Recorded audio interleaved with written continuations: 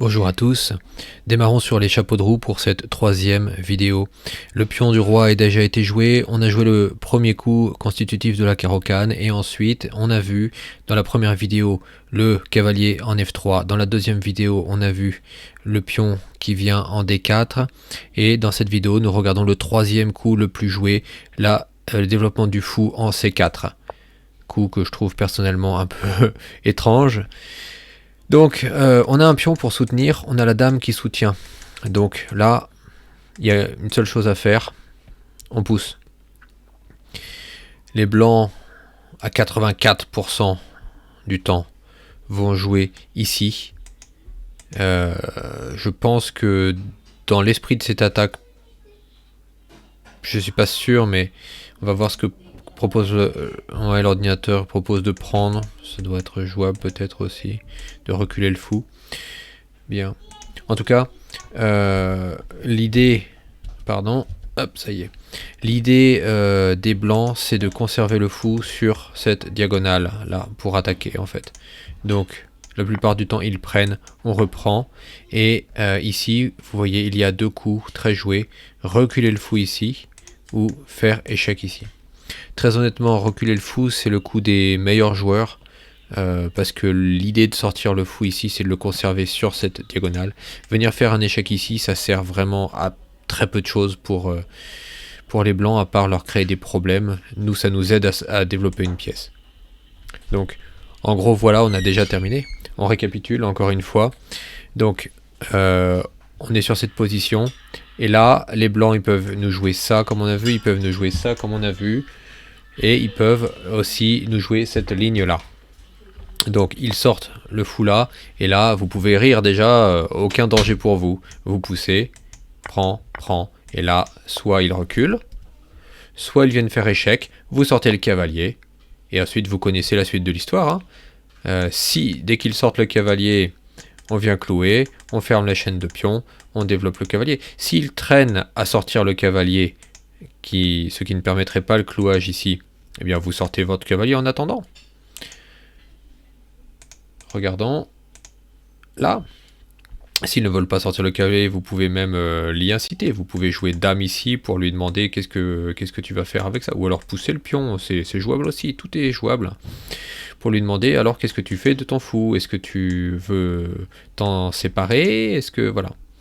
Il est inutile de jouer fou là pour protéger le cavalier. Pour l'instant, ils n'ont pas de... en fait, ils n'ont rien de spécial. Donc, si le cavalier sort, on le cloue, comme ça, il ne peut même pas avoir des idées de venir là pour nous embêter. Et si jamais, quand bien même, on reculerait le fou quelque part, je sais pas, il suffirait dans ce cas-là de mettre la tour là pour défendre une fois de plus, et on serait très tranquille. D'où la réputation de solidité de cette ouverture. Je vous fais un exemple. Admettons, je sais pas, il pousse, on décide de prendre, bon, on prend, très bien. Et là, on n'a plus de fou ici, donc hop, voilà. On a notre chaîne de pions carocane extrêmement solide, on n'a plus qu'à sortir le cavalier. Si jamais il vient nous clouer avec son fou de case noire, on peut défendre ici. On peut jouer plus agressif en le laissant là, enfin, il y a 1000 façons de jouer, mais on est très solide, c'est la carocane, c'est son avantage. Allez, pion roi, carocane, hop, j'enlève l'ordinateur.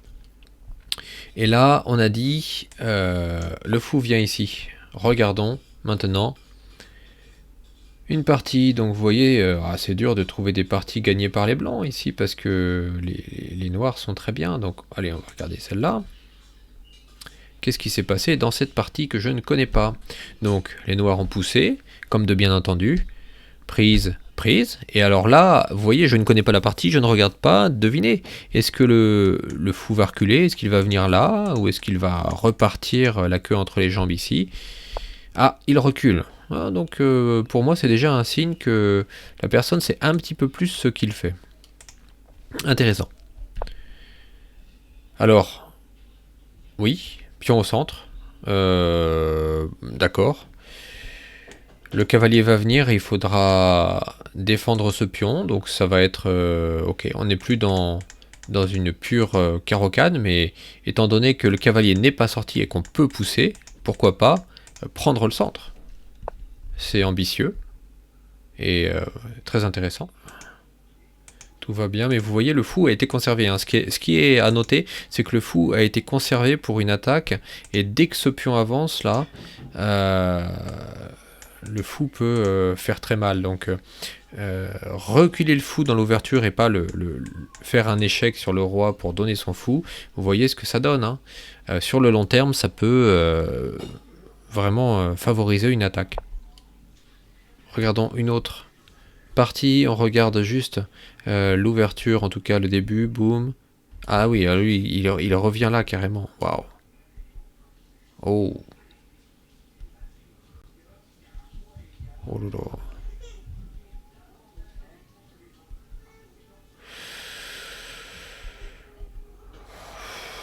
Ok. Oh là là, ouais. Ouf, ouf, ouf, ouf, ouf, ouf. Ouf. Ok, donc là c'est une ouverture qui est complètement hors norme.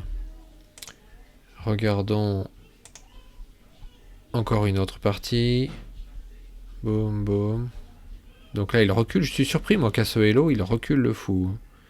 Parce que dans des parties à beaucoup plus haut Hello que ça, les joueurs contre qui je jouais ne... Alors ça c'est très bien ça. Parce que là le pion est attaqué 2 fois. Il développe son cavalier, attaquant la dame, défendant le pion. Ça, c'est un très bon coup de développement. Dame là, donc je vous parie qu'il va jouer fou ici, voilà. Et ensuite, c'est tellement facile de jouer pion ici, fou là, pour remenacer la dame. C'est vraiment... Ouf, oui, ou carrément encore plus ambitieux. Bien, il nous reste maintenant une dernière ligne à étudier, c'est la ligne principale de la Caro-Kann, et on la verra dans la prochaine vidéo. Merci.